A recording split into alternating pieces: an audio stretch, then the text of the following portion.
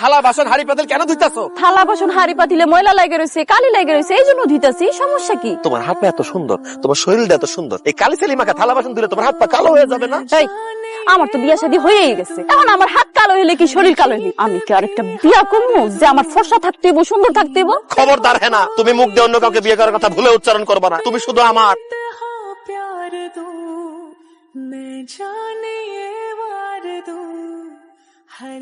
এরকম করস কেন? ঘুমাস নাই? কিছু না আম্মা, ওই যে ঘুমাসতেছে না। কেন ঘুমাসতেছে না কেন? কি সমস্যা তোর? সমস্যা কি তুমি বুঝো না? সমস্যা কি আমার খুলে বলতে হবে কেন ঘুমাসে না? আল্লাহ রে আল্লাহ, ভাত খাইলি পানি খাইলি এখন সুন্দর মতো ঘুমায় পড়বি, তোর ঘুমাসতেছে না কেন? আমার বল লাগে আমার ঘুমাসতেছে না, এবার বুঝছো? আমার বলে পাঠাও আমার কাছে। এই অসভ্য, কি কইতাছ তুমি এসব? মা এখানে, ভাবিরা এখানে, তুমি তাদের সামনে এমন কথা কইতাছ? তোমার কি লজ্জা শরম কইতে কিছু নাই? যাও তুমি গিয়া ঘুমাও, আমরা একটু জরুরি কথা কইতেছি, আমি পড়াইতে। তুমি কি আসবা নাকি আমি তোমাকে কোলে করে এখান থেকে নিয়ে আসবো? তুমি কি আমার মান ইজ্জত সব খাইবা নাকি? হ্যাঁ, তুমি ঘরে যাও, আমি আইতাছি। যাও। এখন কি আইবা? নাহলে আমি কিন্তু সত্যি সত্যি এসে তোমার কোলে করে নিয়ে যাবো। লজ্জা শরম কইতে কিছু নাই, দেখছেন কি আম্মা? এখন আপনি কোন, আমি কি করবো? ডাক্তারছে যাও, নাইলে এতগুলো মানুষের মধ্যে তো আমার মান সম্মান কোনো কিছু রাখবো না। আমার আর ভালো লাগতেছে না।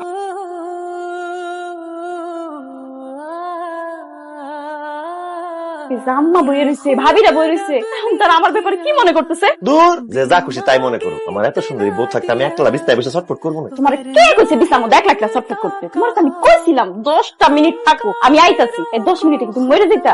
একদম মরে যেতাম। 10টা মিনিট কেন, আমি তোমার সারা 10টা সেকেন্ডও থাকতে পারবো না। হ্যাঁ না? দেখো, অতিরিক্ত কিন্তু কোনো কিছুই ভালো না। তুমি কি মনে করছো এইসব কইরা তুমি আমার মনের ভিতর ঢুকতেছো? জি না, এইসবের কারণে তুমি আমার মন থেকে উঠা যাইতেছো। মন থেকে উঠে গেলে সমস্যা নাই, আমি আবার ভালোবাসা দিয়ে তোমার মনের মধ্যে ঢুকে যাবো। আরে ভাই, এটা চা দেন।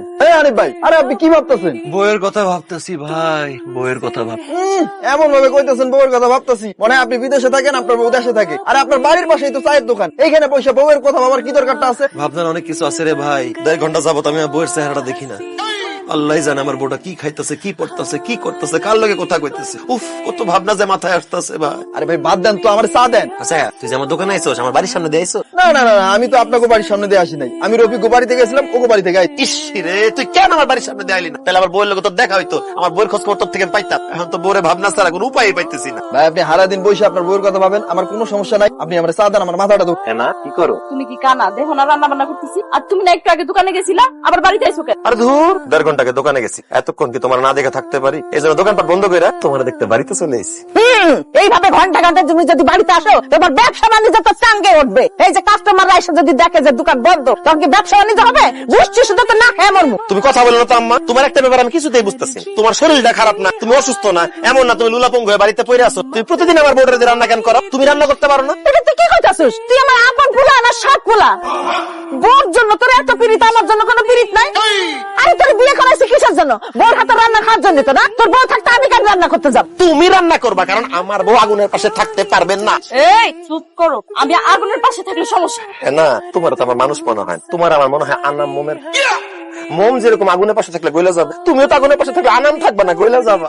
সি সি সি সি সি সি, তোবা তোবা, আস্তাগফিরুল্লাহ। আমার নিজের কান রে আমি বিশ্বাস করতে পারতেছি না। মানে আমার পোলা তার মার সামনে এই ধরনের কথা বলতেছে। সি সি সি সি, আমি নিজের কান রে বিশ্বাস করতে পারতেছি না। তোমার জন্য একটা সারপ্রাইজ। সারপ্রাইজ? কিসের সারপ্রাইজ? ও আল্লাহ, নিশ্চয়ই আমার বাচ্চা হইব, তাই না? হ্যাঁ না, পোলার নামাই। সি সি সি সি, দেখছেন আম্মা, আপনার পোলার মুখে কিচ্ছু আটকান। এই সারপ্রাইজ, সেই সারপ্রাইজ।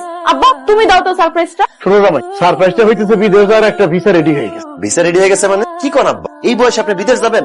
আমারা রেখে আপনি থাকতে পারবেন? আমি বিদেশে এই বয়সে যাবো কোন দুঃখে? বিদেশে তো যাবে তুমি। ফালতু কথা বলেন না আব্বা, আমি হেনারা রেখে বিদেশ যাবে কথাটা আপনি ভাবলেন কেন?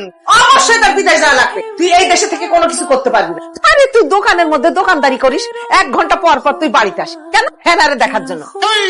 এইভাবে যদি দোকানদারি করিস, ব্যবসা করিস, তো ব্যবসা তো লাল বাতি জ্বলবো, আর আমরা না খেয়ে মরবো। সেই জন্য আমি তোর শ্বশুর আর হেনা মিলে সিদ্ধান্ত নিস যে তোর বিদেশ পাঠাবো। তোর শ্বশুর তো একটা ভিসাও রেডি করে ফেলছে। যতই ভিসা হয়ে যাক আম্মা, আমি হেনাকে রেখে বিদেশ যাবো না, উহা আমাকে দিয়ে হবে না। তুমি অবশ্যই বিদেশে যাও। 2 দিন পর আমগো বাচ্চা কাচ্চা হইবে, আমার একটা ভবিষ্যৎ আছে না? আমগো বাচ্চা কাচ্চার একটা ভবিষ্যৎ আছে না? দেশে থাইকা তুমি যেরকম পাগলের মতন সারাক্ষণ আমার পিছে পিছে ঘুরো, এমন করতে থাকলে তো তোমার ভবিষ্যৎ পুরোটাই অন্ধকার। তুমি বিদেশে যাইবা, ভালো টাকা পয়সা ইনকাম করবা, তাহলে আমাকে ভবিষ্যৎটা সুন্দর হইব, আমাকে বাচ্চা কাচ্চার ভবিষ্যৎ সুন্দর হইব। অতএব তোমার বিদেশ যাওয়া লাগবে। হ্যাঁ না, তুমি বাচ্চা কাচ্চার ভবিষ্যতের কথা বলতেছো তো? আমার কোনো বাচ্চা কাচ্চা লাগবে না, বাচ্চা কাচ্চা নেওয়ার কথা আমি বলবো না। আমি তোমার কাছে থাকবো, আমি বিদেশে যাবো না। তোমার বাচ্চা কাচ্চা না লাগলো, আমার বাচ্চা কাচ্চা লাগবে। তোমার বিদেশ যাওয়া লাগবেই লাগবে। আমি কইলাম তো আমি তোমার সারা বিদেশ যাবো না, যাবো না, যাবো না।